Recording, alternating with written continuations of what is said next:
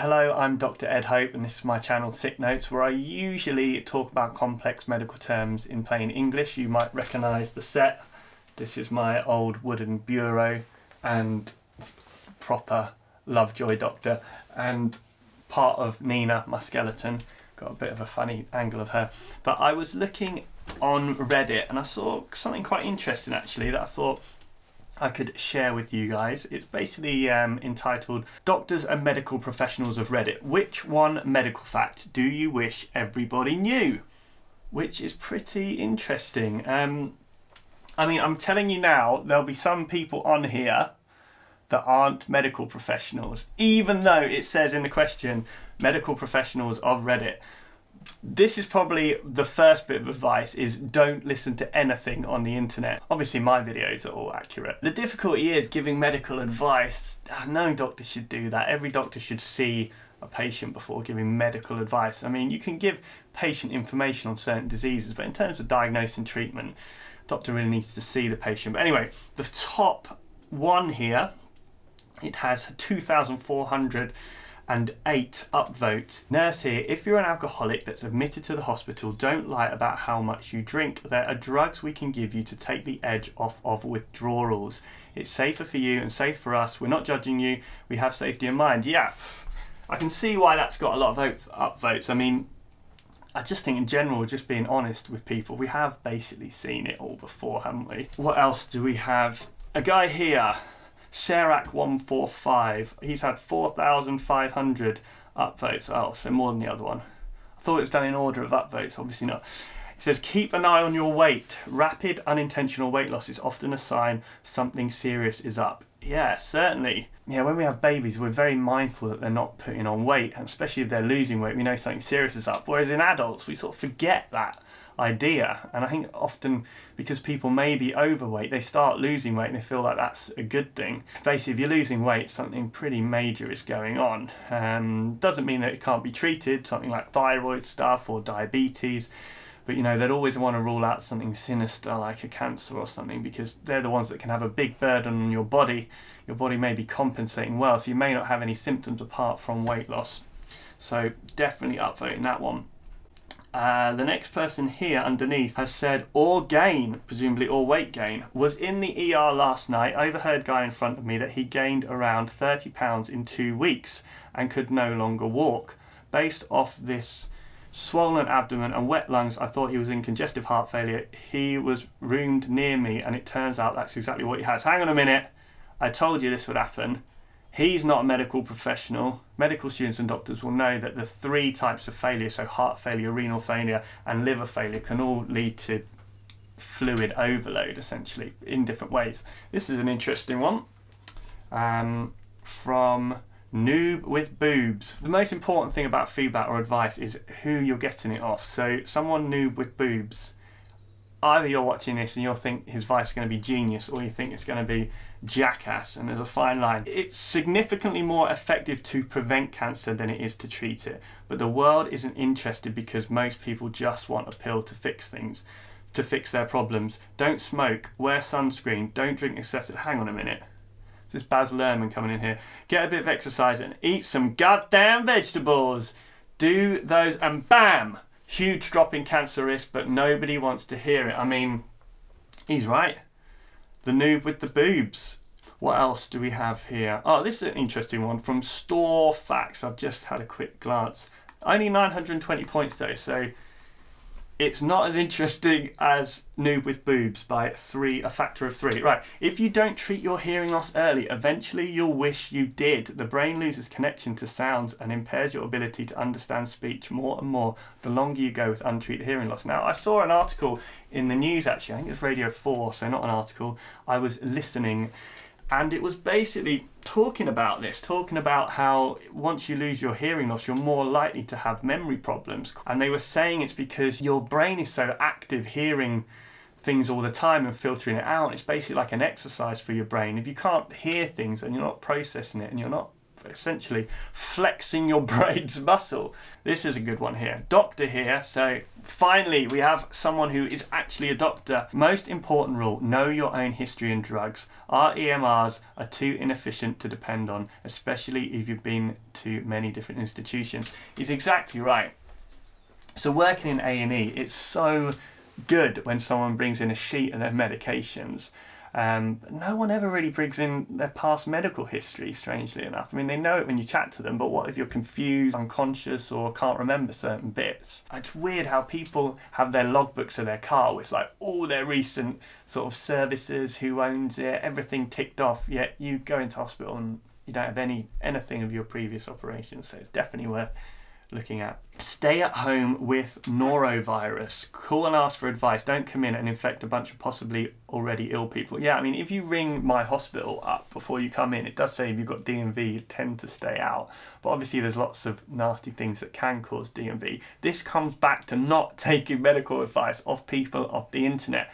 Say if you've got like pancreatitis and massive vomiting and abdo pain, you feel like you don't want to infect anyone, you know, you've got to trust your instincts. This is good advice though with regards to norovirus, but you know, you have to be wary of if you can't keep fluids down or the pain's really bad or it's, you know, not really improving, then you do need help, or if you've got risk factors or foreign travel, things like that. Autumn X says, mental illness can be as serious as a physical one. Get treated. You wouldn't let a broken leg go. I mean, that's I'm going to upvote that one. And someone here, Frisbee Man, if only mental illnesses could be treated as easily as a broken leg. Well, I'm not saying that as easy, but we know sort of how to do it, but we often don't have the resources to do it. There's this model called the psychosocial model. So basically anyone can get a mental illness. It's all to do with, but more people are at risk. For example, your biology puts you at risk if you've got certain genes, certain family history, stuff like that.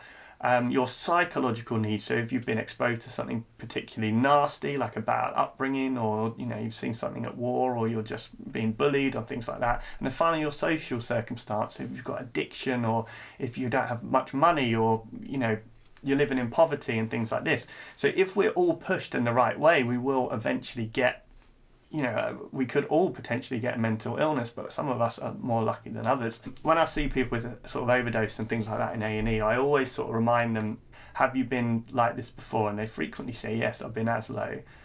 And on talking to them, we've found out that in between the current low and the last low, they had a period where things were good. And I'll always say to them, well, we'll try and get back to those good points. We can, you know, you've done it before, we can do it again. I always say there's nothing like a good comeback.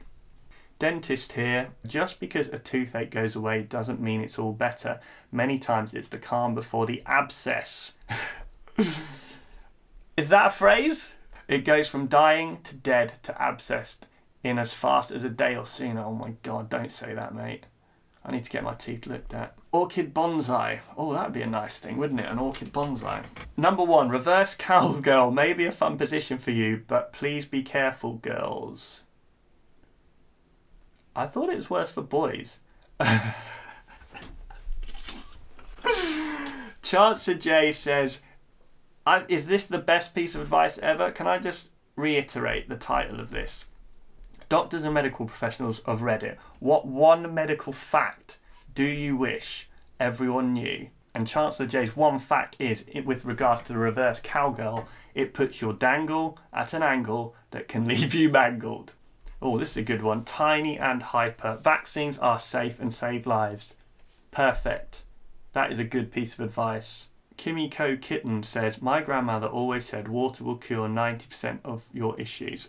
Good job, your grandmother was never a doctor. Headache, drink water. Body ache, drink water. Can't sleep, drink some water. I mean, if you can't sleep, drinking water, you're going to be up all night. Have flu, cold, drink water. Broke my toe when I fell down the stairs. You betcha, drink some water. I drink a lot of water. Can't say it fixes all, but at this point it comforts me because I think of her. Oh, you've turned me soft. I was sort of against that comment. I mean, the whole drinking water thing has reached fever pitch. You know, when I was growing up sort of 20 years ago, we didn't have all this water everywhere. In fact, we drank water from a tap, all this bottled water thing. I think it's a bit of a corporation thing. Your body has this amazing way of knowing if you need water. It's called thirst. You should drink when you're thirsty. Nowadays, my mum's a teacher and she says all the kids in the class have like water bottles next to them, like they're going to die of thirst in 5-10 minutes. I mean, obviously if it's a hot day, you know, they've been running around, they need water, but every time something comes out, it's this kind of sway, isn't it? Originally maybe we didn't quite have enough, but now we've got way too much water. This is a good one. I Stopped Writhing just says, just don't lie to us. It's true. We don't judge you because your poop is smelly or you like to put things up there. What? It's suddenly gone. It went from being very sensible. Remember always, we've seen something far, far worse than the gerbil up your butt. Oh, and don't drink and drive. The gerbil up your butt. I've seen some crazy things, but if I saw a gerbil up a butt, that would be the weirdest thing I've seen. You know, and I've seen things up butts as well, but never something like that. Neutral Oo says, not a doctor. Get off our forum! I'm only kidding. Not a doctor, but something a doctor told me when the incident occurred. Girls, if you get excruciating cramps at the time of your period and it feels much worse than it actually is, go to a doctor. Yes. When I was 13, I had already been confirmed to have an ovarian cyst, and it made it very painful for me during my periods to the point where I had passed out from the pain of it once. However, at one point it felt much worse than it typically did, and I blew it off as being because of my period. Exactly. So this comes back to listening to the patient. So if someone comes into you with ovarian cyst, it's not feeling like the same pain. Boom. It turned out to be my appendix was bursting. Got to rule out appendicitis in these patients. The doctor told me a lot of women blow off period cramps. The term blow off is putting me off. Period cramps, because doctors tend to do the same. Don't. It almost meant life and death for me. Well, I'm glad you're well, Neutral. That is a good story. Good thing to learn from. Vet Tech. Hang on, we got vets on here now. Everyone's getting in on the act. Vet Tech, your cat is probably obese. How dare you? So many people free choice their cats. What does that mean? Because it's easier. Or just overfeed their cats because their cats whine a lot. You're not doing your cat any favours. He's going to get diabetes. Yeah. You don't want cat diabetes. Buttercup 987, doctor here, don't stop your medications by yourself. No matter how good you feel. That's a good one. Noodle Fish Monkey. I mean, this is, again, elementary, but it's almost the simple, like I say, the public health things, we tend to know about all the major points, so there's not one piece of fat that really works anymore. But wash your hands, basic hygiene saves lives. I mean, there was a point where we didn't realise this, a point where we were doing open operations that we didn't realise that washing your hands saved people's lives. It sounds crazy. I mean, I'm sure they'll look back on our medical practices and thinking, what the hell are they doing? But in the meantime, we're all you've got. Smoking not only causes cancer, but arterial sclerosis, COPD, and multiple other problems you're much more likely to encounter when smoking. Yeah, probably the single most stupid thing you can do, not only because it costs so much money, you're basically paying to kill yourself. So I would say stop smoking is a good call. Doctors are here to help you. Stop lying to them. They have to protect your privacy. So if you're doing drugs, tell them they have to keep it secret, and it could kill you if you don't. Yeah, I mean, it comes back to the first point I was thinking about. It's just being honest with people. That seems to be a common theme coming through. That was a pretty interesting article, certainly for me anyway. So if you enjoy learning more about medicine, please check out my sick notes where I talk about sort of complex medical conditions in plain English. So yeah, please check out my channel and subscribe. Thank you very much.